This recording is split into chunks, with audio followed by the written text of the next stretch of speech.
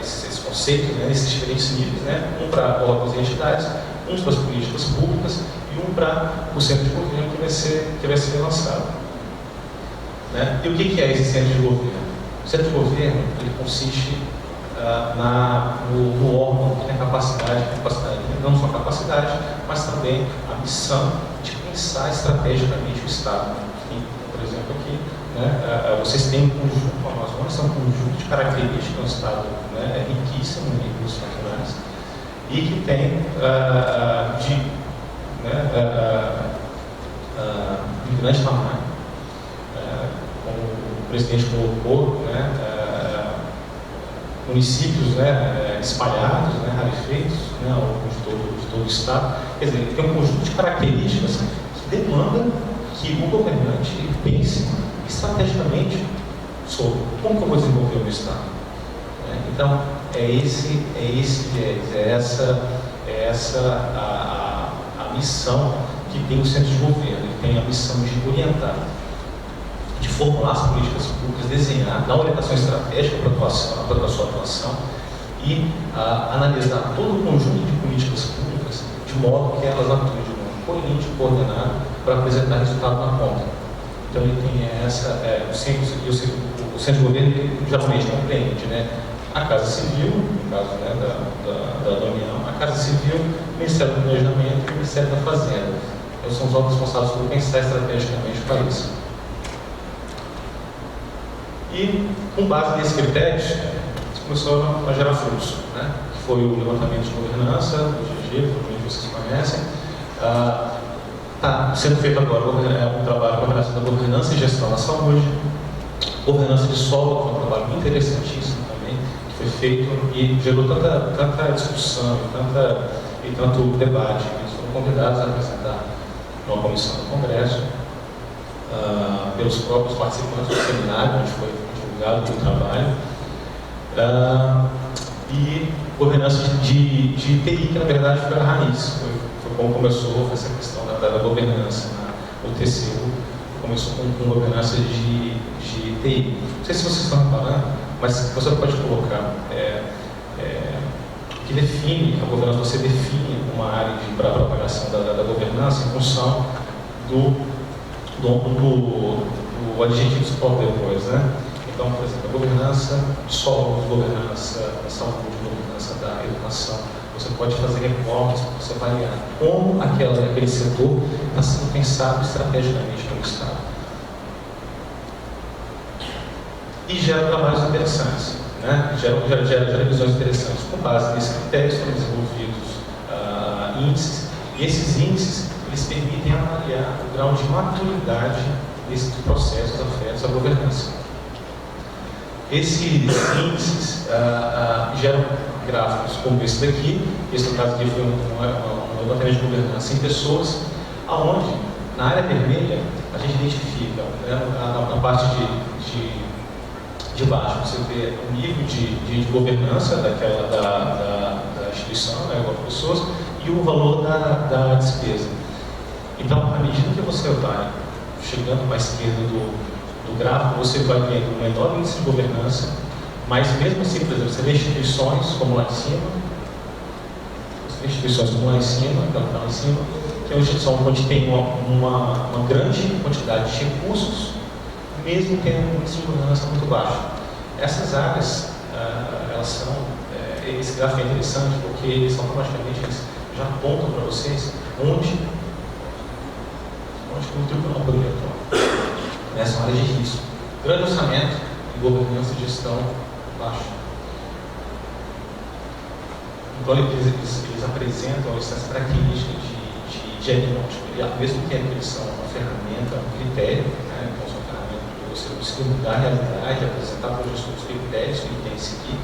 Ao mesmo tempo, eles são ferramentas de diagnóstico do Tribunal de Contas, para eles saberem quais são os órgãos mais fracos, quais são as entidades que têm maior materialidade e menor índice de governança. Né? E um outro trabalho que foi desenvolvido para fomentar a visão de governança do TCU e trazer mais elementos foi o estudo internacional, que atualmente eu estou coordenando esse estudo, que é uma parceria com a OCDE e entidades de pesquisação de 11 países e da União Europeia. Esse é um tema tão interessante, que é tão atual, que de todos esses países aí, é interessante que os Estados Unidos, eles têm demonstrado interesse na participação. A gente fez um seminário recentemente, no dia 3 e 4 de novembro, onde eles mandaram o diretor de assuntos estratégicos, o Chris Min, enfim, tem participado ativamente das discussões do TCU, ele é um entusiasta do tema. Do mesmo modo, o Canadá, a Holanda e a Coreia também, a África do Sul também tem participado bastante. Então, assim, é um tema que tem instigado o interesse de entidades de educação superior. O primeiro produto desse projeto, ele teve uma ótima receptividade. Infelizmente, a gente não conseguiu autorização para colocar em português ainda, só tem em inglês, mas teve vários insights de como os tribunais de contas poderiam atuar para melhorar a nossa pública. A gente está também no inglês, pode ler. Acabou de ser também a segunda versão do produto, a gente tem o primeiro capítulo em português e o restante em inglês vai estar disponibilizado ainda. Mas o primeiro produto já está disponibilizado tanto no site da Intosai como no site do TCU. Bom, esse estudo tem como objetivo identificar boas práticas internacionais para a governança de políticas públicas, né? Tem instrumentos também para a promoção do diálogo, dizendo mudança através do diálogo. A gente não quer que esse seja um instrumento, um nível de prateleira, que sirva só para o TCU e que não sirva para fomentar o diálogo, tanto dentro das nossas instituições, mas também entre o TCU e os candidatos. A gente sempre pensa em controle externo. Esse é um debate que a gente tem discutido lá no TCU. A gente sempre pensa em controle externo como auditoria, né? Auditoria e instrução de processo. São processos extremamente relevantes. Mas se a gente quiser causar, muitas vezes, a melhoria da governança e da gestão, será que a gente está fazendo bom uso da nossa função orientadora de levar boas práticas de gestão, boas práticas de governança e apontar essas práticas para o gestor? E aí talvez o meio mais adequado não seja a auditoria, mas seja a apresentação de seminários, como sabiamente tem feito o Tribunal de Contas do Estado do Amazonas. Ou entre outros instrumentos, quer dizer, será que fechar um aporte, estabelecer um diálogo unicamente com base em relatório, será que a melhor forma de promover a mudança do poder executivo, do poder legislativo, dos poderes que estão sob nossa jurisdição? Então, são questionamentos que a gente é importante fazer, né? É importante se identificar meios, intervenções que nos permitam ter mais efetividade no aprimoramento da governança e da gestão, gerando assim melhores benefícios para a sociedade. Ele estabeleceu esses quatro nichos, de atividades que a gente entende, áreas de estudo que a gente entende como centrais para o desenvolvimento da governança, que é o centro de governo, orçamento, regulação e controle interno.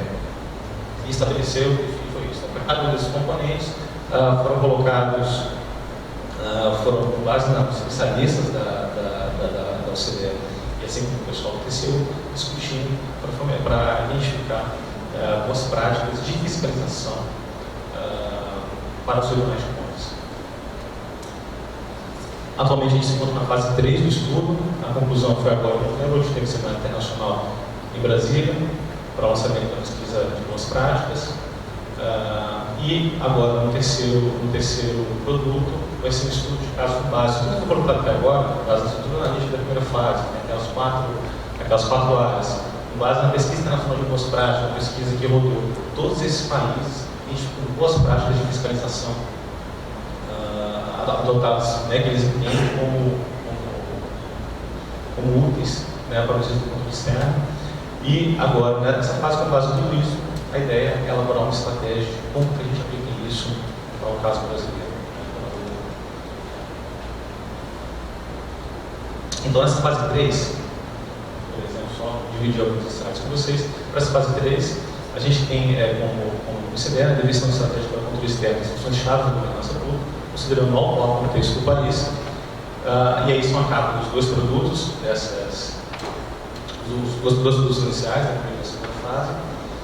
E a questão é, dentro do nosso atual contexto, quais são as atividades de governança que são mais importantes? Quais são as atividades de governança que emergem num contexto onde a gente tem aumento constante da nossa carga tributária, sem que esse aumento da carga esteja sendo acompanhado por uma melhora na contabilidade de desempenho? O que quer dizer isso, né? A gente está cada vez mais aumentando a nossa carga tributária, mas qual é a garantia e como que a gente monitora se isso está realmente trazendo os benefícios que deveríamos estar trazendo?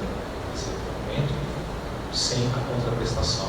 Como que a gente verifica a contraprestação que o Ministério da Educação, o Ministério da Saúde, como que a gente verifica se eles estão fazendo um serviço ou não? Então a gente precisa ter muito, assim, governança e transparência não quer dizer só em relação a gastos públicos, mas também em relação ao desempenho dos nossos gestores, dos nossos líderes, eles precisam ser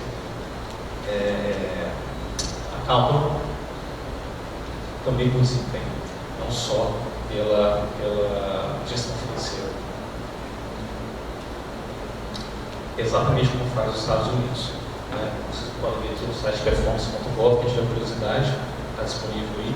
Eles disponibilizam a foto do responsável último pela política pública, a descrição do cargo dele e os indicadores de desempenho daquele gestor, daquele o responsável pela política pública. Então você consegue identificar que cada política pública você vê. Será que esse gestor está fazendo um bom trabalho? E tudo isso com base em indicadores internacionais amplamente aceitos e, muito importante, comparáveis. É importante a gente saber se a gente está indo bem, não só pelo próprio gráfico, mostrando isso, mas também se a gente está indo bem em comparação aos outros, em comparação aos outros países, às outras políticas semelhantes que estão acontecendo nos países. Isso está disseminando fortemente. Né? Isso aqui é um site similar ao performance.gov dos Estados Unidos, é um site dos Emirados Árabes, onde eles estão fazendo basicamente a mesma coisa que eles estão fazendo. Eles estão pegando os indicadores internacionais, por exemplo, indicador de competitividade internacional, indicador de desenvolvimento, IDH, entre outros, e estabelecendo metas com base nesses indicadores, estabelecendo qual é a responsabilidade política, em quanto tempo eu quero melhorar esse meu indicador comparativamente. Né? Então, sim, isso envolve transparência em relação ao resultado. E isso também envolve um certo grau de maturidade da nossa sociedade e da própria instituição de controle. Porque quando a gente está falando de indicadores que são geralmente fora da área de escopo, fora do controle, do total controle do gestor, por exemplo, na educação. Existe uma infinidade de fatores que podem afetar o rendimento da criança na escola. Cabe a política pública ela tem que ofertar o melhor tipo de serviço possível para que o rendimento daquela criança seja o mais amplo possível, seja o mais bem aproveitado possível. Só que nem sempre tudo está no controle do gestor daquela política pública.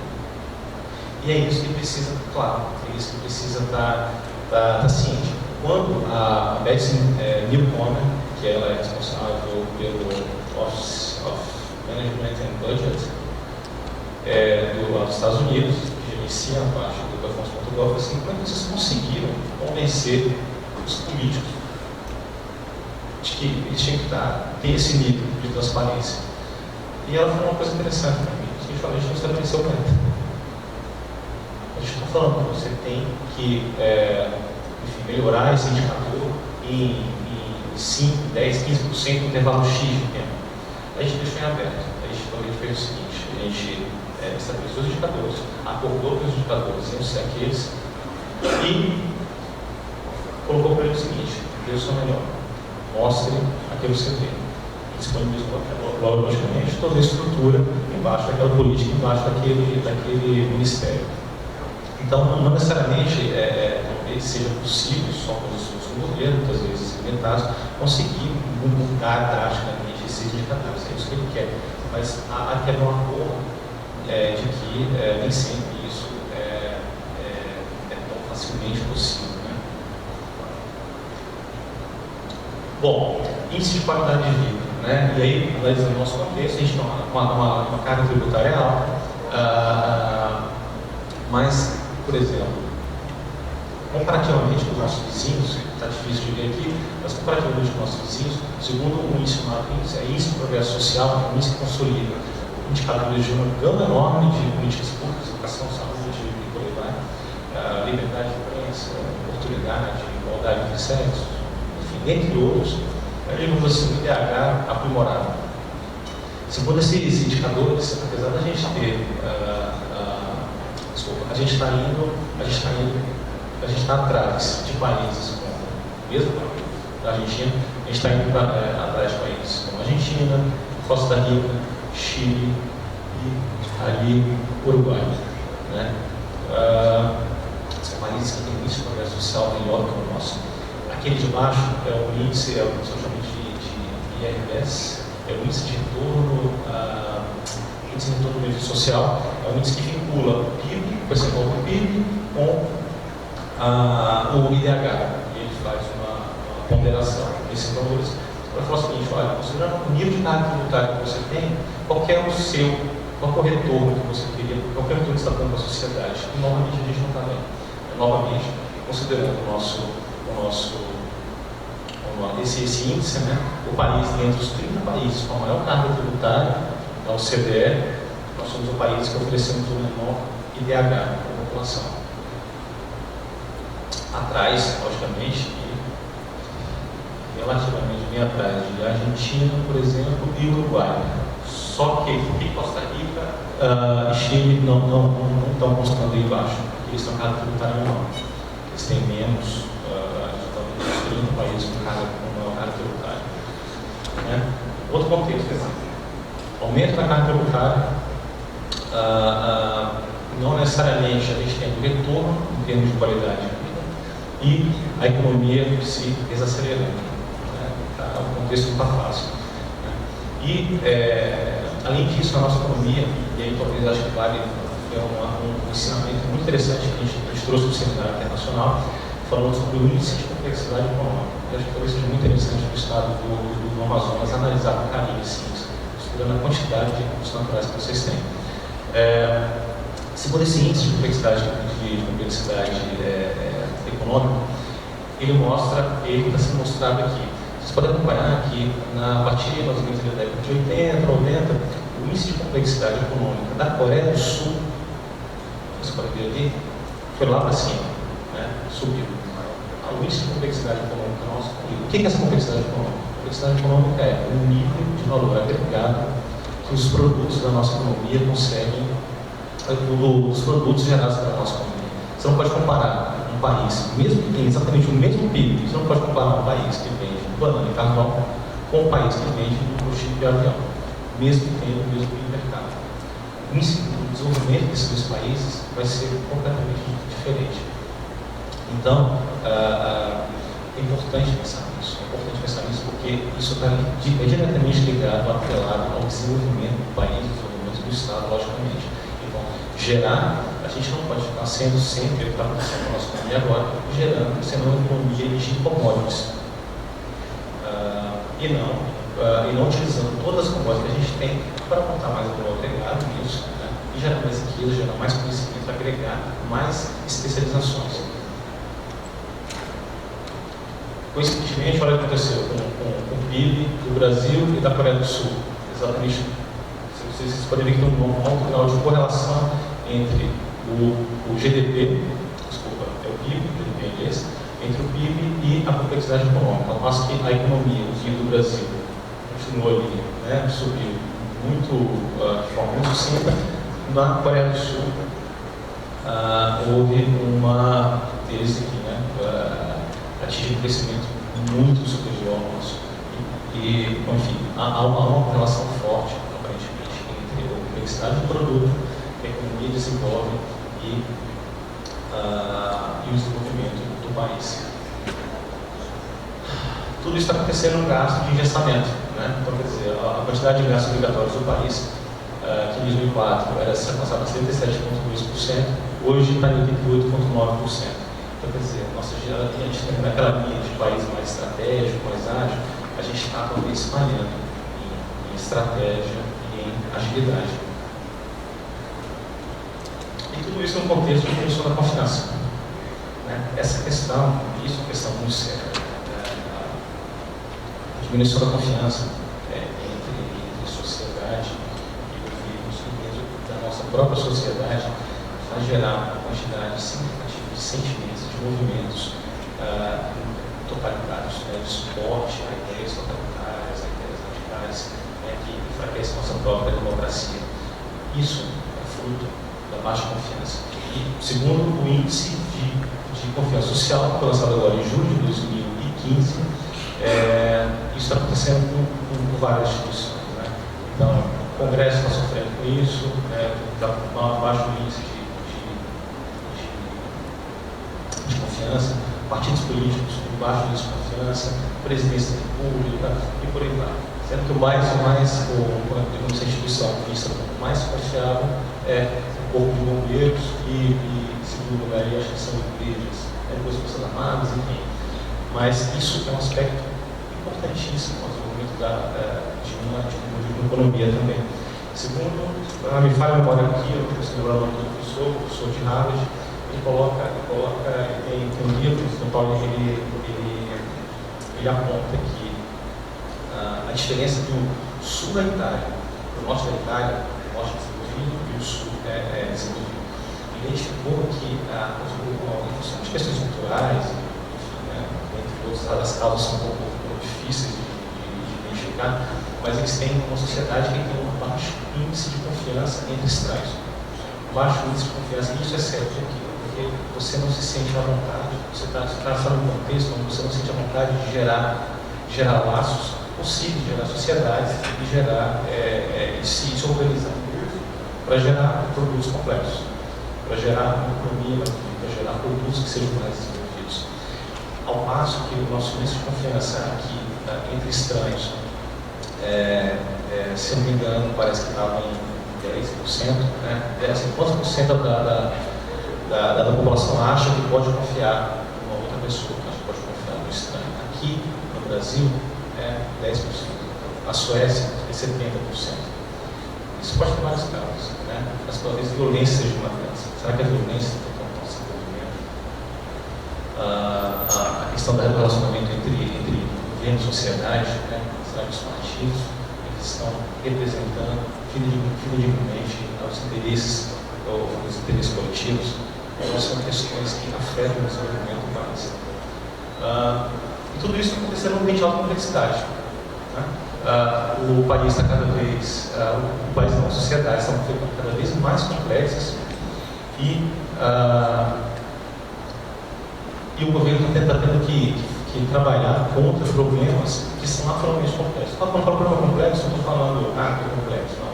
Tem toda uma teoria por trás desses problemas complexos. Os complexos são os problemas que geralmente o governo tenta atacar por meio das políticas públicas. São problemas que são envolvem diversidade de opiniões, diversidade de atores, que são multidisciplinares e que cabe ao governo muitas vezes até tentar apenas mitigá-los. Então, tudo isso aconteceu no contexto, onde segundo os estudiosos, cada vez está mais complicado, cada vez vai se tornar mais interconectada, mais sujeita a diferentes variáveis, né, de influência, e o que não facilita a vida do governo, logicamente. E, como o IGG está mostrando, com deficiências graves no desenvolvimento dessa gestão, né, e principalmente nos municípios. Então, assim, os acordos estão mostrando algumas coisas, por exemplo, não há correlação direta entre as metas definidas nos indicadores previstos, o que dificulta a avaliação do cumprimento dos objetivos estabelecidos. Então, quer dizer, há uma falta de informação de metas de indicadores, aquela questão da contabilidade de desempenho. Né? Quais são os elementos que tem para avaliar se esse programa está funcionando ou não? Se você não tem elementos, se você tem falhas de governança que impedem avaliar isso, é um pouco risco muito sério. Um risco de alocar bilhões em programas que são completamente inefetivos e que a gente não tem elementos para avaliar a efetividade daquilo. Isso gera aí tem que fazer aquela ponderação, né? De que não tem como saber se uma política é efetiva ou não, porque você não tem teste de controle para testar as intervenções de cada política pública, você fica mais efetivo. Mas eu não tenho elementos, essa falta de elementos para avaliar uma política pública, a efetividade de uma política pública, é uma falha de governança grave que pode gerar prejuízos absolutamente enormes para o nosso país. E tudo isso no ambiente com risco de desperdício de recursos. Por quê? Esse risco considerado. Por que eu tenho esse desperdício de recursos? Aí, não sei se essa ideia, esse gráfico não tem nenhuma ideia, não tem nenhum símbolo científico, né? São só realmente insights, mas acontece. Estou num ambiente onde eu tenho uma tomada de decisão baseada, um ambiente onde eu tenho uma incitação, assim, ou permita que o gestor tome uma quantidade de decisões nas políticas públicas desprovida de evidências. O que acontece isso? O que gera isso? Né? Gera provavelmente intervenções ideológicas, intervenções baseadas unicamente na ideologia. Sabe aquelas conversas que a gente tem de elevador, que como é que você resolve violência no Brasil? Todo mundo tem uma resposta.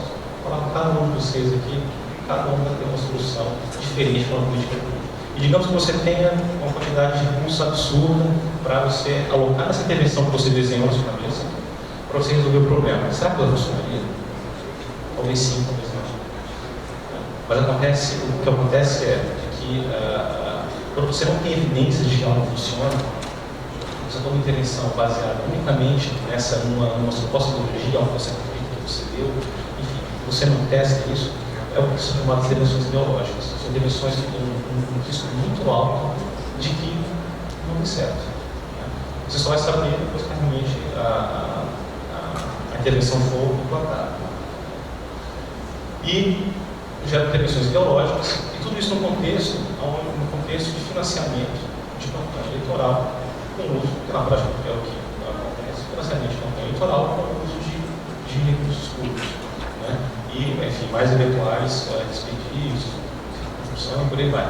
Quer dizer, eu tenho intervenções ideológicas, e eu tenho uma sistemática de financiamento de campanha eleitoral que ainda tira dinheiro desse tipo de intervenção, tudo isso no ambiente de complexidade crescente para atacar problemas que não tem fácil solução. Qual é o impacto disso? O impacto é a ausência dele. Né? Então, quer dizer, são intervenções onde eu tenho alto custo, há uma grande chance de eu ter um alto custo, mas um impacto muito baixo. E o que acontece com isso? Acontece que, à medida que eu vejo que eu estou colocando recurso no imposto e soluções dessa natureza, eu perco minha confiança. Você começa a gerar uma baixa confiança na sociedade. E você, primeiramente, começa a gerar uma baixa confiança na sociedade, você precisa de mais capital político. Então você começa a fazer mais nomeações, segundo, terceiro, para ganhar apoio, para ganhar sustentação política, aumentando a chance de que cada vez mais intervenções ideológicas sejam implantadas, intervenções que visem angariar apoio político. Isso. Retroalimentando o ciclo. Então, é um contexto muito difícil. E a gente, os tribunais de contas, estão um papel muito interessante nisso. Porque se a gente passar a induzir, isso é um arranjo institucional, um mecanismo de governança interessante, a gente pode, nas nossas mãos, a gente pode começar a cobrar os gestores, os líderes, que isso seja mais feito, né? Que se cobre mais a utilização de evidências na tomada de decisão.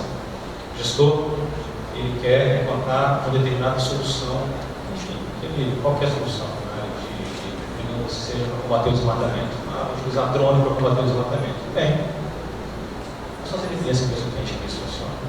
Como é que você vai fazer isso? Como é que você vai alocar esse recurso? Você tem recurso para fazer isso? Qual que é o pessoal que você vai fazer? Quais são as evidências que você tem que isso vai funcionar? Isso é muito importante, porque se a gente faz isso, a gente está tanto induzindo ele a tomar mais cuidados, está induzindo ele a adotar controles, a adotar formas de coleta de evidências de que algo funciona, e a gente está colocando de um modo bem mais preventivo, quer dizer, antes do recurso ser alocado. Isso é muito poderoso. No México, eles tentaram fazer um programa de dar um notebook para cada criança. E estava numa época que essa questão de TI era uma questão simplesmente estava na moda.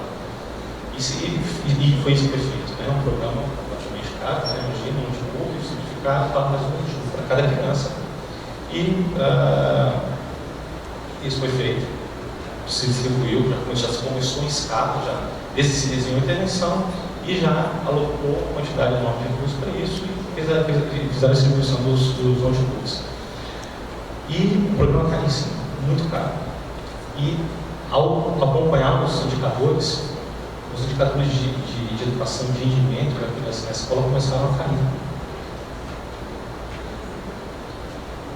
Quanto que se perdeu? Quanto que se perdeu desse recurso? Digamos que, a gente perca aí 10% de recursos com desvios. Agora, quanto que você perde de recurso com desenhos errados de intervenções? Você pode fazer isso com estudo. Se uma sua intervenção não está funcionando, você pode perder absolutamente todo o recurso público. Então, é isso, e essa é uma área de atuação, dado o nosso contexto, parece ser chave. A tomada de decisão baseada nas evidências, e é o que o CDE prega também. E, logicamente, considerando que a gente está com pouco recurso, com questão de questões orçamentárias e fiscais, a necessidade de se fazer mais com menos, identificar intervenções que tenham um alto impacto, mas que tenham um baixo custo, é chave para a gente sair da situação que a gente está agora. Uma situação de crise, de governos passando a perda, então a gente precisa aprender a fazer mais com menos, fazer o nosso regime render. A OCDE tem alguns trabalhos que apontam isso, né? Tem essa frase do documento deles, né, que eu gosto, né, que governos precisam lutar para fazer cada vez melhor, com menos recursos e essa cultura de forma diferente. E a importância da governança da gestão para isso.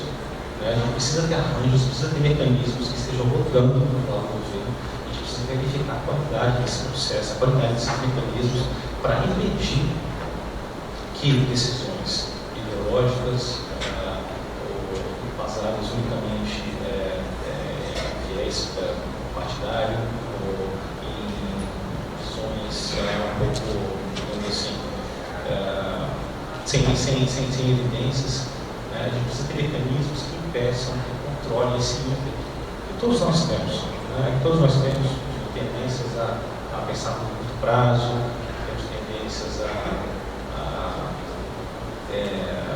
temos soluções rápidas, não tem uma solução muito clara sobre o que fazer, muito claro sobre o que fazer.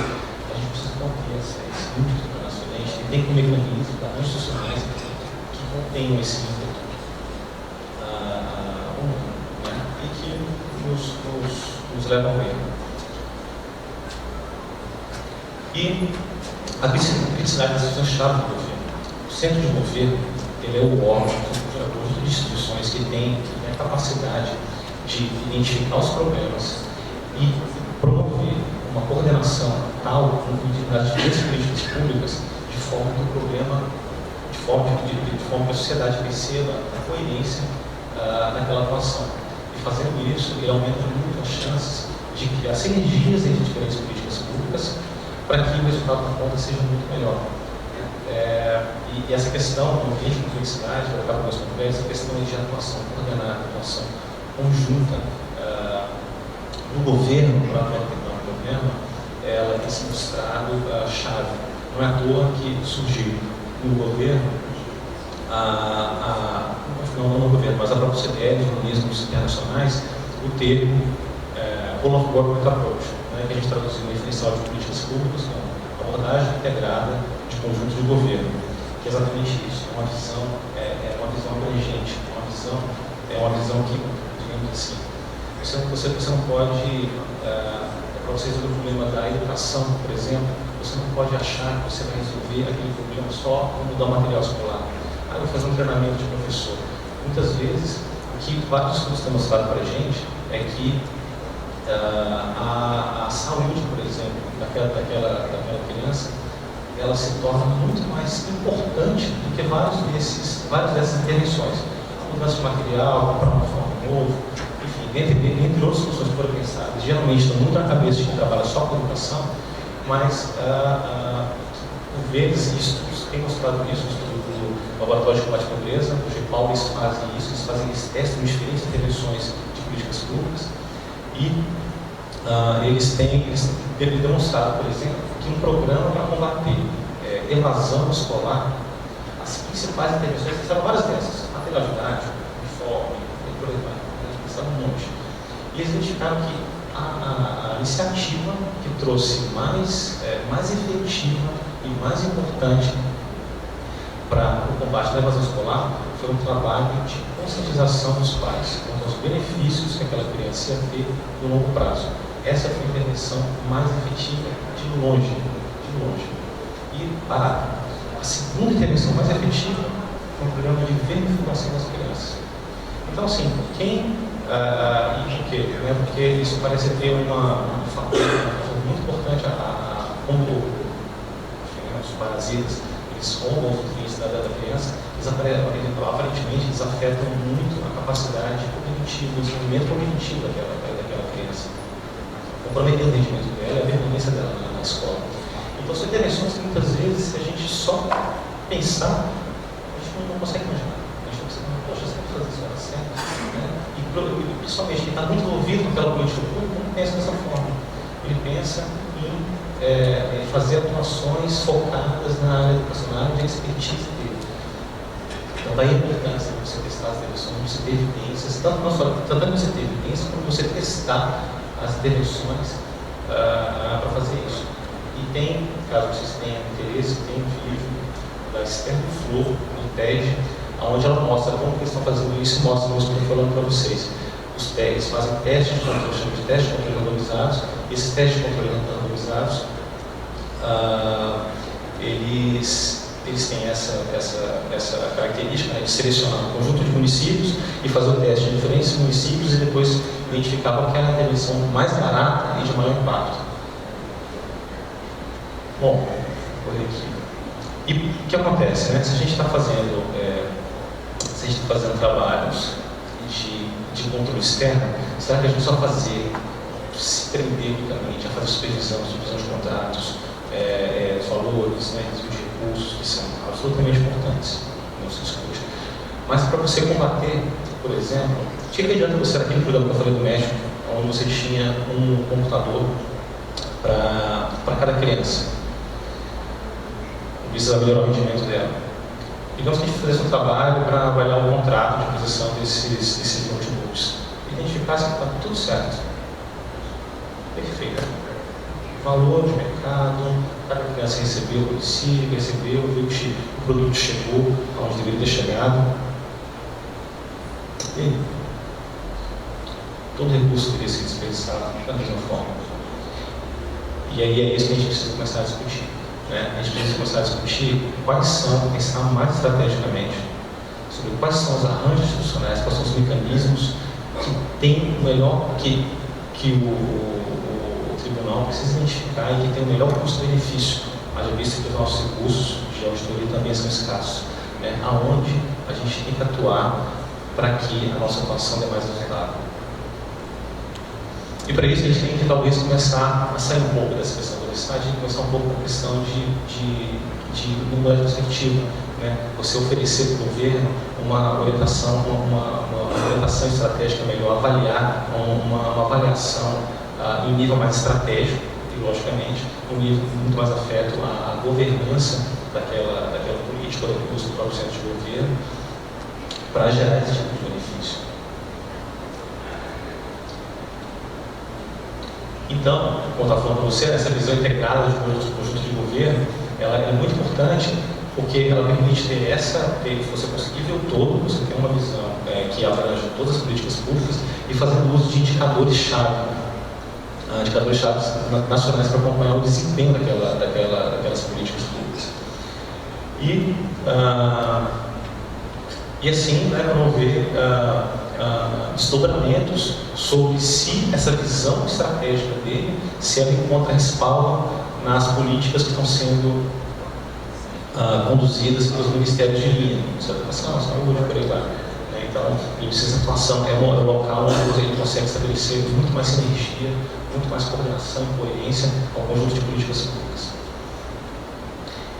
E o TCU está acompanhando esse movimento, né? Dentro lá do TCU, a gente foram criadas 4 coordenações que consolidam embaixo delas um conjunto de secretarias que são coordenadas ao tempo. Então, por exemplo, temos a COESTAD, temos a COINFRA, a CODESenvolvimento, a COSocial, que, enfim, a ideia é essa, né? A ideia é a gente conseguir desenvolver dentro do tribunal uma visão integrada sobre todos os problemas, sobre todos os processos que estão afetando aquele conjunto de políticas públicas que está sendo adotado e dar uma atuação mais sinérgica e mais coerente para a atuação do tribunal. O risco de você colocar esses arranjos institucionais assim, que tem uma visão mais estratégica, é que muitas vezes, por eles não terem processos muito claros, muito bem definidos, eles são vistos como inúteis, né? São vistos como aparatos, né? Inúteis, enfim, cabides. Né? E por isso que a importância, né, de ter processos muito claros, produtos muito bem definidos, né, sobre atividades, então os processos estão muito bem desenhados para que esse tipo de arranjo dê certo. À medida que a gente vai subindo para o nível de governança, isso vai ficando cada vez mais e mais verdadeiro. Né? Então, esse está falando sobre o contexto do novo projeto. Não, do projeto da fase 3 do atual projeto, a gente está fazendo análise de contexto, tentando identificar, pensar mais estrategicamente sobre como o TCU deve atuar para fazer uso das suas atribuições de modo mais efetivo, mas também está procurando um novo projeto, né? Que é um novo projeto, que é uma parceria entre o OCDE, o TCU, os TCS e os tribunais de contas municipais. O Tribunal de Contas do Estado do Amazonas vai participar desse projeto também, onde a gente está buscando aqui exatamente essa questão, né? Abordagem integrada, mas abordagem integrada para o controle externo. Vocês viram lá no IGG que os principais, onde tem mais carência, onde tem mais problema com baixa governança, são os municípios. Então, muitas vezes, não funciona também para a gente estar atuando em nível federal se os municípios não conseguem executar aquela política pública. E se o nível federal não está se preocupando com isso, ele está simplesmente, lavando as mãos, falando, olha, estão problema mesmo com os municípios, e os municípios falam, mas o problema é de nível federal, enfim, fica cada um jogando, né, um para o outro. Então, para a gente evitar esse tipo de coisa, a questão da coordenação e coerência, ela se torna simplesmente chata. Né? E o TCU, ciente disso, está acompanhando esse novo projeto, para que cada vez mais a gente consiga atuar em conjunto com os tribunais de contas do Estado para combater os problemas e para aprimorar as chances de que as políticas públicas deem certo, as políticas públicas tenham uma boa governança, uma boa gestão.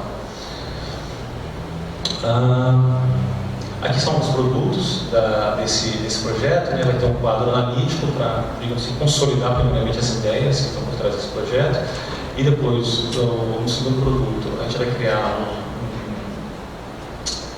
identificar alguns indicadores, já com essa visão integrada, alguns indicadores para acompanhar os problemas complexos, os problemas que os políticas públicas tentam atacar. E no produto 3, um modelo de maturidade para a gente conseguir fazer os pontos do IGG, para a gente conseguir avaliar a maturidade daquela política pública, só que dessa vez quem vai ajudar a gente a consolidar esses critérios vai ser o OCDE.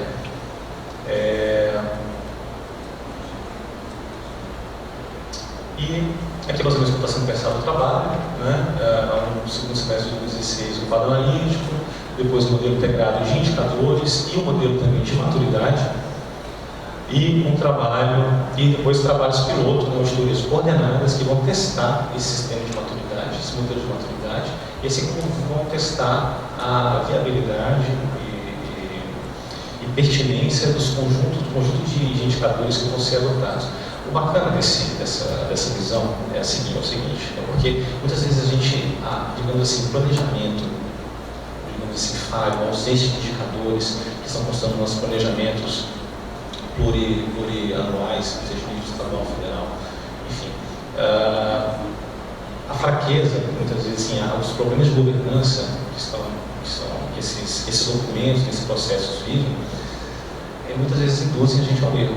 Então a gente olha aqui o programa e fala, putz, eu não tenho como avaliar aquilo. Se eu não tenho como avaliar, porque eu não tenho indicadores, não tem metas, o programa não indica nada, não posso fazer nada. Né? E você critica, você pode até criticar, falar que não está bom e tal. Muitas vezes para aí. Mas a gente não tem que fazer isso. Não tem por que fazer isso. Porque existe uma gama absurda de indicadores e dentro do nosso próprio país também. A gente tem IBGE, tem IPL também, que faz essas coletas, INAD, por aí vai. A gente tem uma quantidade ótima de indicadores para fazer a análise dessas políticas públicas, a análise não da efetividade da política pública, mas se, por exemplo, o país está ficando mais desenvolvido, a nossa saúde está melhorando, a nossa educação está melhorando, a gente consegue criticar, falar, olha, a despeito da tua política pública, o problema está só piorando. E a gente pode levar essa informação para o Congresso, no caso para vocês da Assembleia Legislativa. A gente pode formar um centro de governo, o governo não está funcionando, o que está acontecendo? Revejo, está acontecendo alguma coisa errada. E com base nisso, você provavelmente depois está passando por algum problema de baixa governança ou baixa gestão.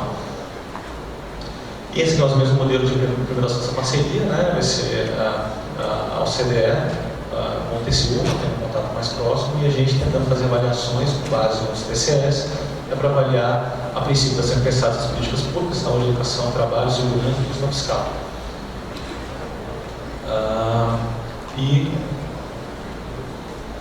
Bom, a gente espera, né, que com esse trabalho a gente consiga induzir uma melhor contabilidade de resultados, porque a ideia é que os tribunais de contas façam um monitoramento sistemático desses indicadores. Quer dizer, se o governo não tem uma contabilidade de desempenho, a gente não precisa se restringir a essa fase de governança dele.